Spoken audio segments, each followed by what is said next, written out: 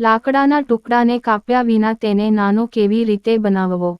મારી ચેનલમાં નવા છો તો મારી ચેનલને લાઈક કરો, શેર કરો, સબસ્ક્રાઇબ કરો. ધન્યવાદ. બાદશાહ અકબર અવારનવાર બિરબલ સાથે ઘણી સમસ્યાઓની ચર્ચા કરતો અને તેની બુદ્ધિમત્તાની પણ કસોટી કરતો. સાથે જ બિરબલ પણ દરેક સમસ્યાનું નિરાકરણ ખૂબ જ રસપ્રદ રીતે કરતો હતો. એક સમયે મહારાજ અકબર અને બિરબલ બંને શાહી બગીચામાં લટાર મારતા હતા. બંને વચ્ચે કોઈ ગંભીર મુદ્દા પર ચર્ચા થઈ રહી હતી જ્યારે અચાનક બાદશાહ અકબરે બિરબલની કસોટી કરવાનું વિચાર્યું. અકબર રાજાએ નજીકમાં પડેલા લાકડા તરફ ઇશારો કરીને બિરબલને પૂછ્યું, બિરબલ, મને એક વાત કહો, આ લાકડું સામે પડેલું છે, શું તમે તેને કાપ્યા વિના નાનું કરી શકશો?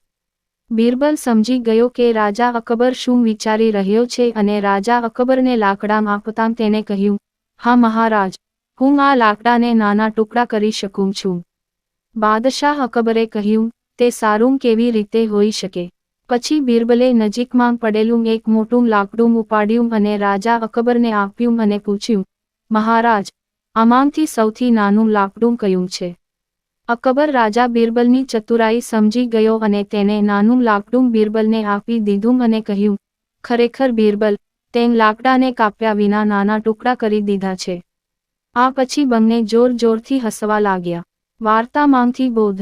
બાળકો, આ વાર્તા આપણને શીખવે છે કે પરિસ્થિતિ ગમે તેટલી હોય, આપણા મગજનો ઉપયોગ કરીને તેમાંથી બહાર નીકળવાનો માર્ગ શોધી શકાય છે. પૂરી વાર્તા સાંભળવા માટે ધન્યવાદ.